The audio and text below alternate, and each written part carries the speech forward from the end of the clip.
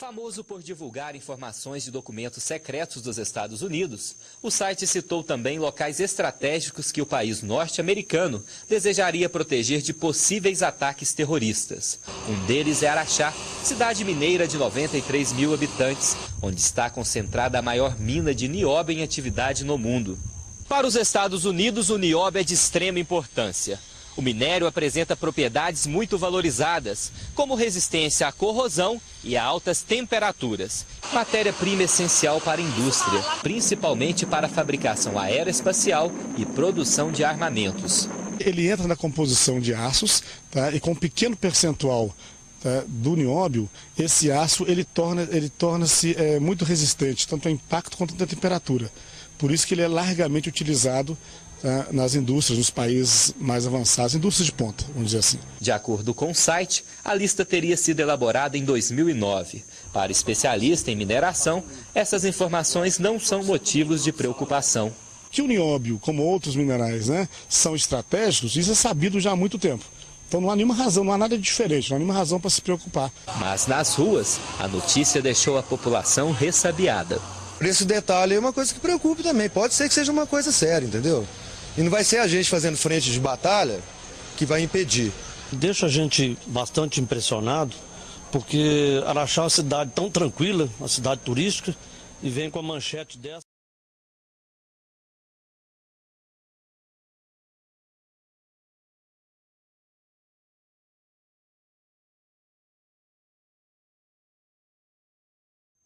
A mineradora está em plena produção. O nióbio extraído aqui é vendido para mais de 50 países, fator que colocou a mineradora como a segunda maior indústria exportadora de Minas Gerais. A empresa comercializou no exterior o equivalente a quase US$ 1,5 bilhão de dólares entre janeiro e novembro deste ano, avanço de 79% em comparação com 2009. Esse crescimento deve-se à recuperação da economia mundial. Como a CBMM produz nióbio, que é aplicado no aço, toda a reversão da crise que aconteceu, ela passa por novas construções, novas aplicações para aço e, consequentemente, o aumento da aplicação do nióbio. O reflexo disso está na geração de empregos. São 1.400 funcionários fixos e 300 terceirizados. Destes, 200 foram contratados recentemente. Através de números e do que vem acontecendo aqui dentro da empresa, ela passa uma certa segurança para o funcionário. Patrick está há 9 meses no novo serviço. A gente trabalhava na barragem, empreiteira, então a gente tive essa oportunidade e estou agarrando ela. Quem também ganha com o crescimento das indústrias são os municípios onde elas estão instaladas. Em Araxá, a empresa, que ocupa o segundo lugar no ranking dos maiores exportadores do estado, contribui com cerca de 70% do ICMS arrecadado. Vão para os cofres públicos do município cerca de R$ 65 milhões por ano, dinheiro que é investido em melhorias. Na medida que você tem a arrecadação, ela vem transferida para as nossas contas bancárias e daí o município trabalha com esse recurso para aplicação em saúde, saneamento, educação e vai com todas as despesas, porque a aplicação é livre, né, para esse tipo.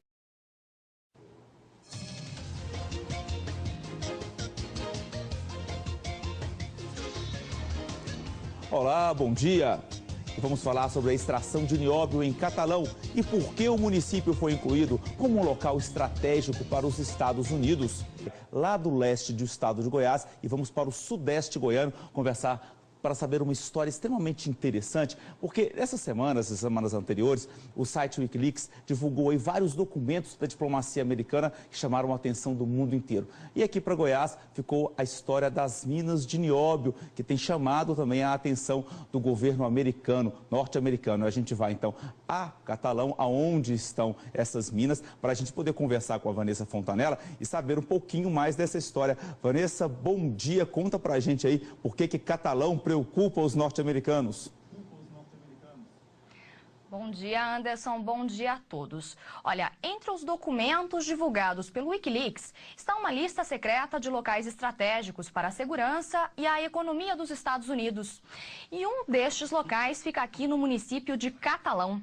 É uma mina de nióbio, uma das únicas existentes no mundo. O nióbio é um mineral muito resistente, usado até em indústrias nucleares. A riqueza do solo aqui da cidade é bem conhecida já há alguns anos. A mineração é uma das principais atividades econômicas de Catalão desde a década de 70. Na cidade é feita a extração de fosfato, vermiculita e nióbio, mineral raro e que vem chamando a atenção até das autoridades norte-americanas. No mundo só existem 3 minas e uma delas é esta aqui, responsável por 15% da produção nacional do minério. A outra mina brasileira fica em Araxá, Minas Gerais, e a terceira no Canadá. Este engenheiro químico trabalhou durante 28 anos na extração do nióbio e explica por que o minério é considerado especial. O nióbio é um elemento, um minério raro na natureza, por ele ser um material de alta resistência, né, e suportar as variações bruscas de temperatura, tanto para uma temperatura mais elevada quanto uma temperatura menos elevada. Ainda, segundo o engenheiro, com a utilização do minério é possível fazer uma liga super resistente, usada até nas indústrias nucleares. O nióbio ainda tem muitas outras aplicações. Ele é utilizado na parte civil, né, nas estruturas, entra na parte do aço, na parte automobilística, naval e espacial. Além de ser utilizado também em parte na parte óptica. E é justamente por causa da importância e raridade do nióbio que os Estados Unidos incluíram a mina de Catalão numa lista de locais estratégicos para o país, segundo documentos secretos divulgados pelo site Wikileaks. Para os americanos, o minério é fundamental para a segurança e economia do país. O secretário de Indústria de Catalão gostou da divulgação do relatório. Tende a valorizar o município de Catalão como um todo, que aos olhos do mundo empresarial, busca informações, conhecimentos sobre a riqueza do nosso subsolo, que não é apenas constituído de nióbio e fosfato. Nós temos aqui a maior reserva de titânio do planeta. Nós temos tório e urânio, que são minérios radioativos muito importantes para alimentar as usinas nucleares, assim como temos gipsita, vermiculita, calcita, entre tantos outros minérios, além das chamadas terras raras. E olha, a preocupação dos americanos com a mina de Catalão, por enquanto, não se justifica, já que os Estados Unidos são apenas o 6º maior comprador do minério extraído aqui na cidade. No ano passado, por exemplo, das mais de 8 toneladas produzidas em Catalão, apenas 5% foi para os Estados Unidos. E você sabe quem é o maior comprador? A China, que comprou quase a metade da produção. É com você, Anderson. A China sempre surpreendendo, né, Vanessa? Agora, é impressionante que precisa sair uma reportagem, vazar num site que não é organizado, um site que é, inclusive, perseguido, para que as pessoas possam entender a importância de certas coisas que acontecem aí no mundo inteiro, né? É impressionante como as coisas funcionam. Obrigado pela sua participação. A gente continua falando desse assunto, porque pela reportagem da Vanessa, deu para ver que Goiás está na mira quando se fala na venda do nióbio. Então, nós vamos voltar a conversar com a Lília Lins e saber dela como é que está como se pode tirar proveito dessa situação e se as exportações podem, inclusive, aumentar e se a mina tem capacidade para tudo isso. E a gente volta a conversar com você para saber agora sobre a importância desse nióbio produzido aqui no estado de Goiás.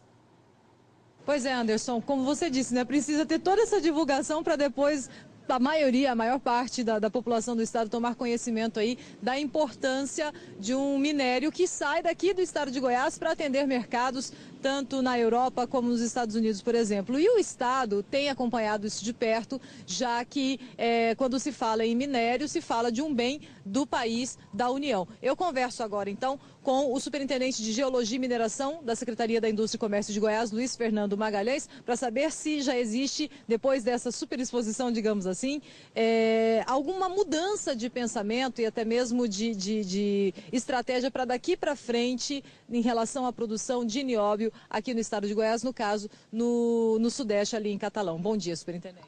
Bom dia. Essa questão do nióbio é extremamente interessante e remete à questão da natureza e estratégia dos minerais em qualquer parte do mundo. é nesse sentido aí que o Estado tem que se preocupar. Nós, da mineração, a gente já sabia há muito tempo o quanto é estratégico alguns minerais e principalmente o nióbio. Cabe, então, nós, nessa forma, colocarmos para a população, para os governos estaduais e federais, o que nós devemos fazer, tendo em vista essa questão da função estratégica tão ressaltadas agora. Isso já vinha sendo pensado já há algum tempo, já que o nióbio é explorado aqui no estado de Goiás, o senhor estava me falando, desde a década de 70. Já existia já um pensamento, já se esperava, digamos assim, uma superexposição do assunto em algum momento da história? Com certeza. O nióbio é um mineral extremamente estratégico para qualquer país moderno. Como o Estado se preparou junto também às indústrias que exploram esse minério aqui no estado de Goiás? Quer dizer, existe sim uma estratégia já montada também para poder, de repente, atender ao aumento de demanda? Isso aí, essa questão da gestão mineral, ou do minério, como você está colocando, nós da mineração já sabíamos, já tínhamos conhecimento do caráter estratégico dele. E, naturalmente, nós acompanhamos, por exemplo, o nível de produção, o nível de atendimento, o nível de agregação de valor. Por exemplo, você vê que você tem na linha de produção o concentrado de minério e depois você já tem alguns produtos mais elaborados, como, por exemplo, o óxido de nióbio e a liga ferro-nióbio, que naturalmente já agrega mais valor. Então, a riqueza gerada no estado de Goiás é maior, a renda é maior e a oportunidade de trabalho é maior. Então, nesse sentido, são estratégias que a política mineral indica. Agora, é extremamente importante, tanto a sociedade como os governos municipal, estadual e federal, ter consciência dessa importância do recurso mineral, que só dá uma safra e estão em determinados locais do globo terrestre.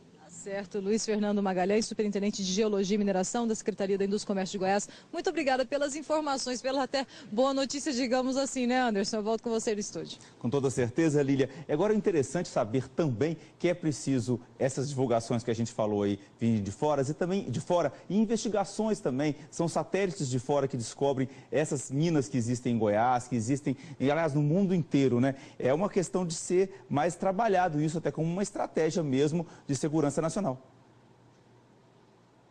Exatamente, Filho. Obrigado pela sua participação, pelas informações. Inclusive, a mina de nióbio estava até à venda. Não sei se vai continuar à venda depois disso.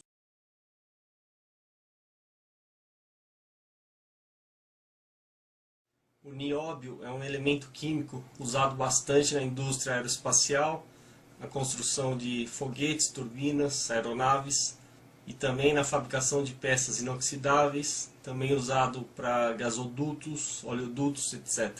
O fato é que o Brasil tem 98% das reservas de nióbio do mundo inteiro e responde por 91% da produção mundial. Então, se vocês forem pesquisar, verão inúmeros blogs dizendo que temos uma riqueza enorme de nióbio.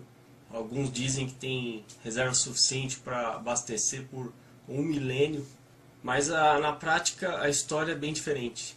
Na CPI dos Correios, Marcos Valério, que era o grande operador aí do mensalão, fez a seguinte declaração: o dinheiro do mensalão não é nada, o grosso do dinheiro vem do contrabando do nióbio.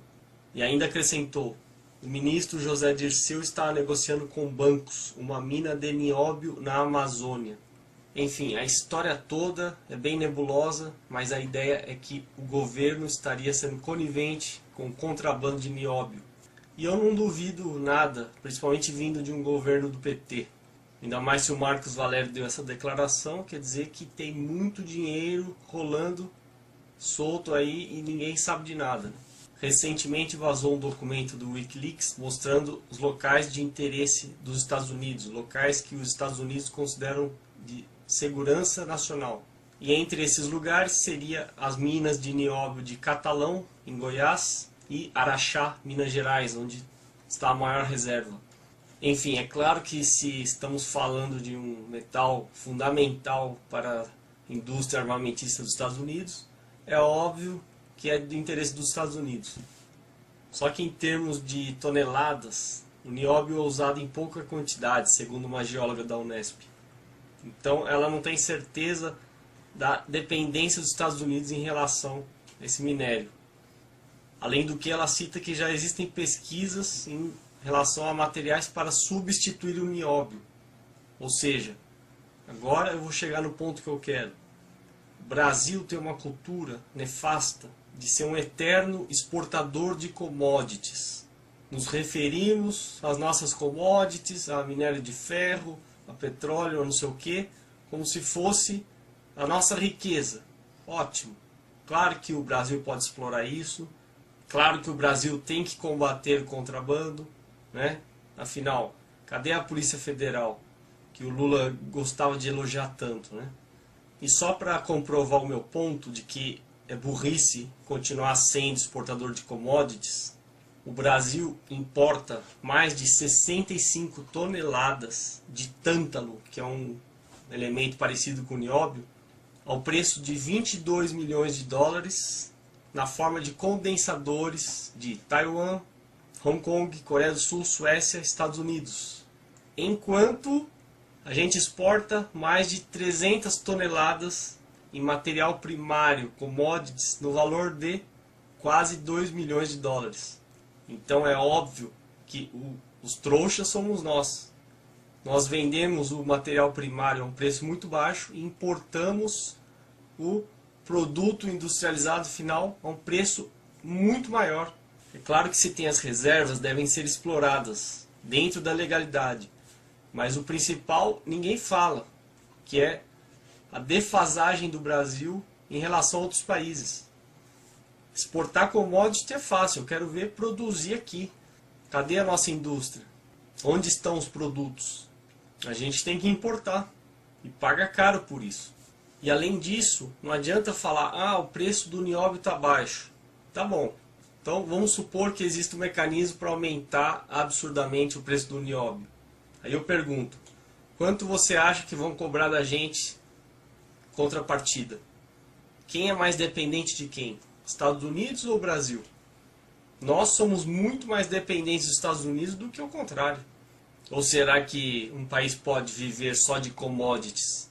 E os produtos industrializados, onde vão? Então, na maioria dos blogs que eu vi, tem uma análise muito simplória da situação. Como se a gente tivesse a mina, entre aspas, de ouro, né? E fôssemos virar a maior potência do mundo por causa do nióbio. Não é bem assim. Há muita coisa em jogo, né? Até lá, quem sabe já acharam um substituto por nióbio. E aí, grande porcaria ter essa reserva. Então, a conclusão que eu chego é: o Brasil está dormindo no ponto. Claro que deveria sim aproveitar as suas reservas, mas também deveria investir pesado em desenvolvimento, investir pesado na sua indústria e investir, obviamente, em educação, né? Sem educação, o resto não tem nada. A sensação que eu tenho é que lá fora, né, Coreia do Sul, Hong Kong, Taiwan, Estados Unidos, todo mundo em desenvolvimento acelerado. E o Brasil aqui discutindo, né, commodities. Nós temos uma riqueza e blá blá blá, e fica discutindo. E a gente fica estagnado nisso, né? Não tem desenvolvimento aqui nenhum. Então, até quando seremos um exportador de commodities? Quando é que começaremos a desenvolver os produtos aqui, a ter uma indústria aqui? Questão central. Então estão mascarando a dívida? A dívida não, o serviço da dívida. A dívida aparece com mil e uma injunções, papéis que são colocados noutras rubricas, mas a dívida ainda aparece. O que não aparece é que a cada instante uma parte desse serviço é acrescentada, é adicionada. Por isso a dívida cresce.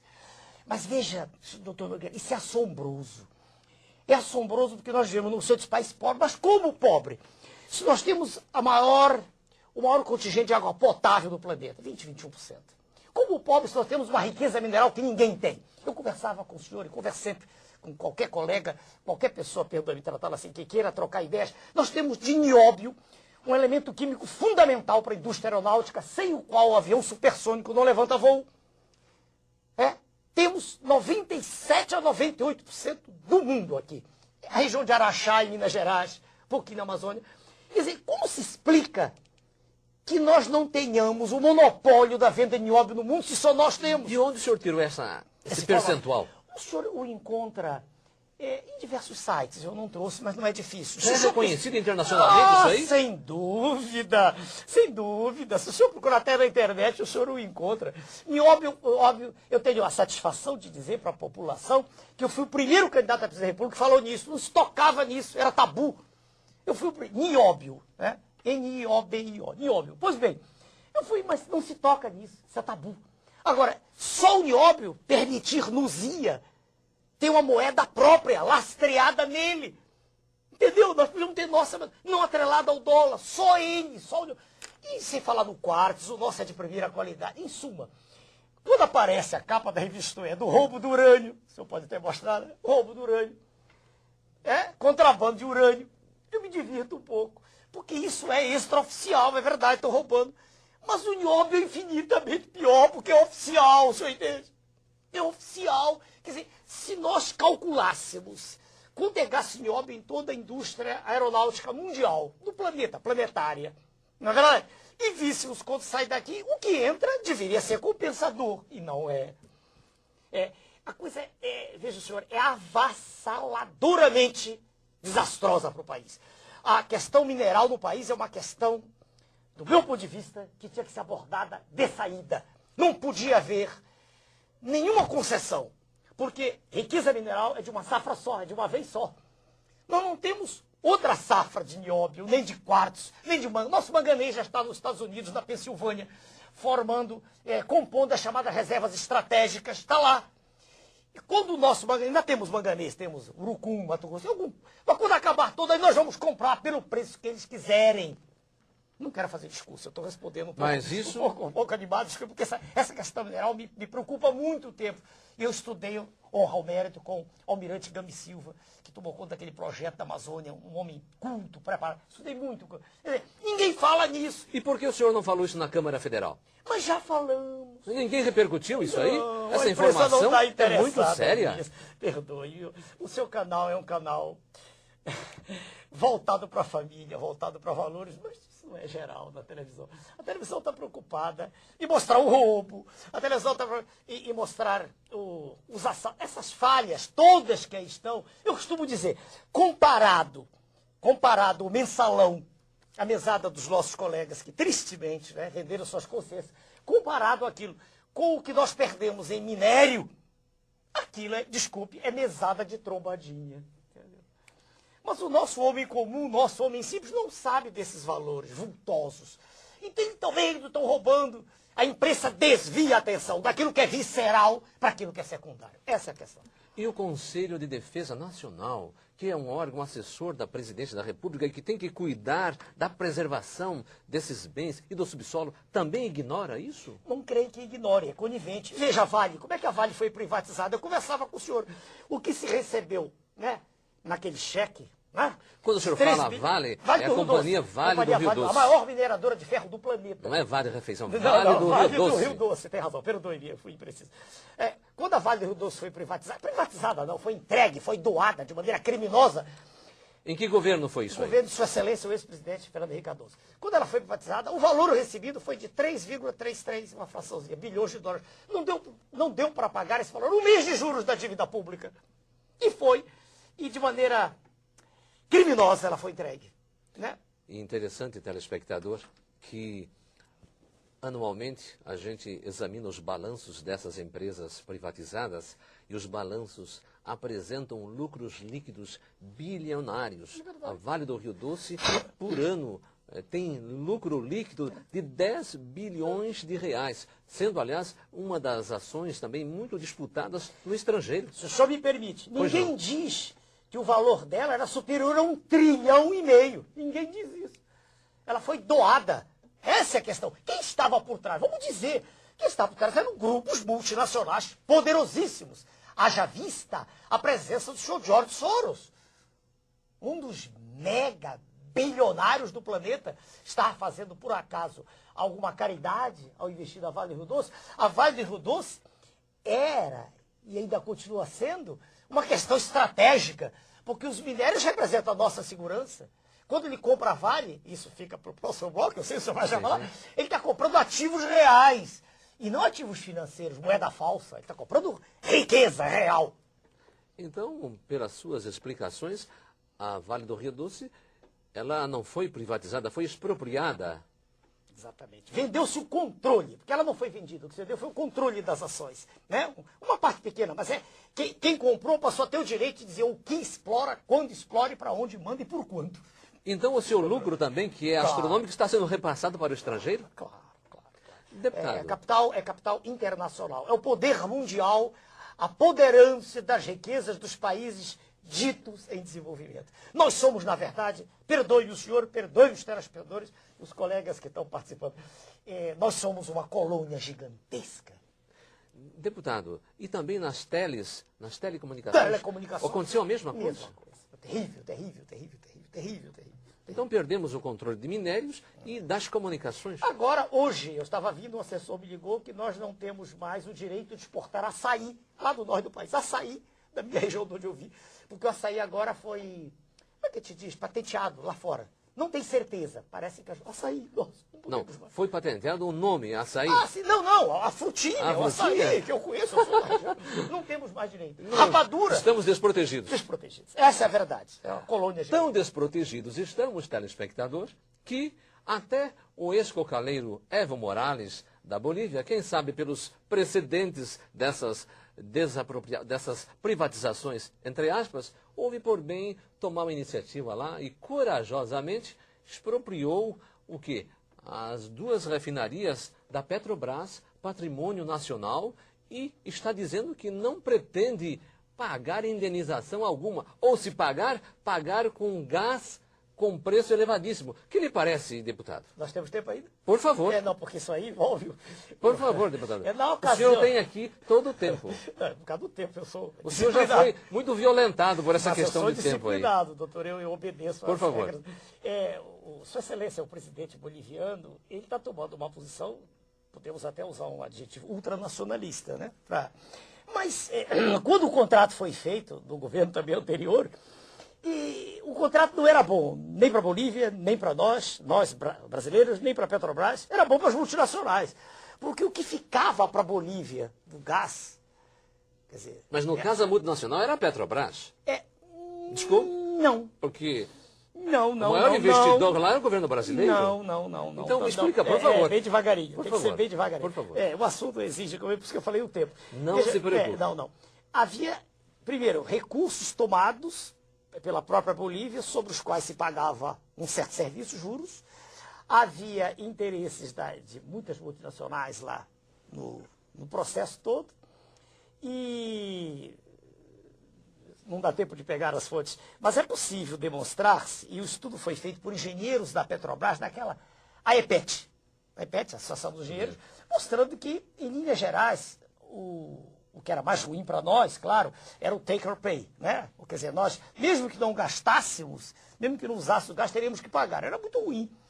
E algumas dessas cláusulas já foram refeitas. Mas não era necessariamente bom para a Bolívia, não. Não era. Aí, veja bem, quando o senhor Evo Morales assume, já havia ocorrido o referendo, 2 anos atrás, em 2004, né?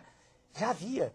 Dizendo, não me recordo exatamente os termos, mas já tinha ocorrido um referendo no qual tinha sido estabelecido que os contratos tinham que ser refeitos.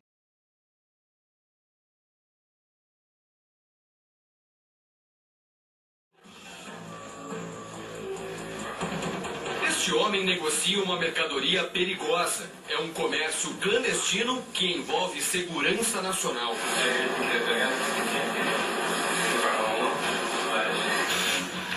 Ele vende material radioativo. A amostra é do minério chamado torianita, que contém urânio, elemento essencial para usinas nucleares e para fabricar bombas atômicas. A extração de minérios radioativos no Brasil, diz a lei, só pode ser feita pelo governo federal. não é o que acontece no extremo norte do país. Estamos em Macapá, capital do Amapá. Não há um levantamento sobre o volume de torianita nas reservas brasileiras. Mas estimativas da INB, Indústrias Nucleares do Brasil, indicam que o Amapá tem uma das principais fontes desse minério no mundo. A torianita é encontrada na região oeste do estado, dentro da floresta amazônica. As informações sobre o contrabando do minério nos levam até este homem, que se apresenta como Marco. Simulamos interesse em comprar torianita. Isso é pagamento de empresa? Não, 8 toneladas eu tenho. E esse você vai dar em quantos dias? 8 dias. Quem vende faz propaganda do poder do minério. Este garimpeiro revela que o comércio clandestino é conhecido e acontece à luz do dia. Eu conheço um bocado de gente que negocia isso. Quando aparece o comprador, aí eles vão lá, extrai a quantidade que o comprador quer. Nós fizemos contato com outro homem que vende o minério radioativo. É ele quem entrega a amostra de torianita num quarto de hotel. Aqui tem quanto? Eu não pensei, velho. Mas que Ele diz que se chama Miro. O vendedor não cobrou pela amostra. Ele não quer perder o negócio para os concorrentes. É o melhor do mundo.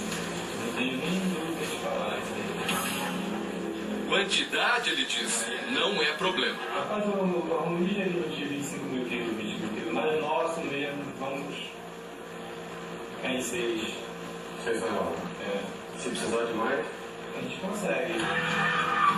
Levamos a amostra para a Comissão Nacional de Energia Nuclear, a CENEM. A análise comprova. É torianita. O minério tem 73,7% de tório, elemento químico que também é radioativo, mas segundo especialistas, com praticamente nenhum interesse comercial. O mais importante para quem está interessado no contrabando é que na torianita há quase 8% de urânio. Em 6 toneladas do minério, por exemplo, são 480 quilos de urânio. É possível usar a torianita como fonte de urânio para pesquisas nucleares, seja para qual fim for? Eu diria que possível é. Teor ele tem, a gente sabe que tem urânio aqui, tem até bastante. Muito mais do que os minérios atuais de urânio costumam ter. O engenheiro das indústrias nucleares do Brasil diz que o país não usa a torianita como fonte de urânio porque o custo de extração seria alto demais. O urânio que abastece nossas usinas vem da Bahia, de um minério chamado uraninita. O uso de material radioativo no mundo é controlado por organismos internacionais.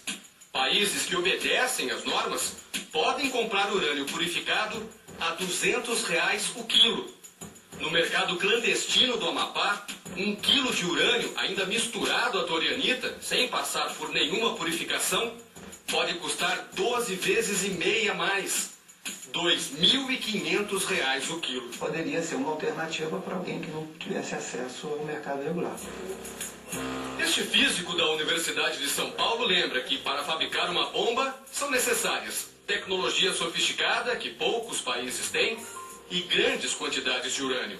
Mesmo assim, ele faz um alerta sobre esse mercado ilegal de material radioativo no Brasil. O destinatário final pode ter diferentes fornecedores, não é? e somar uma quantidade expressiva. Possivelmente, numa atividade desse tipo, o interesse é ter urânio não controlado. Dependendo da quantidade, os negociantes têm a torianita praticamente à pronta entrega. E eles nem precisam ir ao garimpo. Aqui em Macapá, em cidades perto da capital, garimpeiros guardam o minério radioativo dentro de casa. Em 2006, a polícia encontrou 250 quilos de torianita no quintal desta casa, em Macapá. E no ano passado, mais uma tonelada do minério foi apreendida na cidade. Este homem, que não quer se identificar, é dono de garimpo. A cidade inteira está cheia de torianita. Muita, não é pouca não. Agora, essas pessoas que mexem, que são usadas para isso, elas não têm muita consciência, eles não sabem o perigo que elas correm. Essa pessoa que tem em casa, né, uma grande quantidade de torianita e está se expondo por um período muito grande, ela tem certamente uma maior probabilidade de vir a contrair um câncer. Os comerciantes desse mercado ilegal não só vendem a torianita, como também garantem a retirada do minério do território brasileiro. E a principal rota de saída é por água, mas nunca pelos portos. Pequenos barcos que podem sair de qualquer ponto do Rio Amazonas levariam o material radioativo até grandes embarcações, longe da costa e da fiscalização. Barco é a gente mesmo, barco também dá para o pessoal lá na nossa situação O outro negociador também garante a entrega. O barco chega até Belém, entendeu? E lá embarca no caminhão. Você quiser continuar lá, por água. Aí a gente já tem que ver o negócio do navio, aí são outros caminhos, entendeu? A torianita é um minério de alta densidade. Por exemplo, uma garrafa PET de 2 litros com água pesa 2 quilos. Já com torianita, a mesma garrafa cheia ficaria com 16 quilos. Os negociadores dizem que o minério pode ser facilmente escondido em cargueiros porque ocupa menos espaço do que outros materiais. Teve uma época aí que eu estava negociando com o pessoal do Iraque. A única informação que eu tinha era o Iraque. O Fantástico teve acesso a um inquérito aberto pela Polícia Federal em 2006. As investigações revelaram indícios da participação de grupos de mineração, empresários e até uma ONG no tráfico de torianita. Mas para onde iria o urânio brasileiro? Quem seriam os compradores? A Polícia Federal ainda não tem as respostas. Chaneiko, Skipinski, Farid são alguns nomes de estrangeiros suspeitos de envolvimento nas negociações com a torianita. Eu não formaria imediatamente uma imagem de que tudo isso está sendo usado para a construção de um arsenal nuclear. Mas é importante saber quem está por trás desse mercado. Se trata mais do que tudo, a meu ver, de olhar de fato o que é que tem na torianita que pode interessar, se o interesse é tecnológico ou militar. Procurada pelo Fantástico, a Polícia Federal no Amapá se recusou a falar sobre as investigações de contrabando do urânio brasileiro. Em nota, a direção da PF em Brasília informou que está intensificando as operações na região e que os trabalhos de apuração dos fatos ainda estão em andamento. Não tenha dúvida que pode chegar a mãos erradas, né? E isso aí, o aparelho do Estado brasileiro tem que reprimir e controlar melhor esse quadro.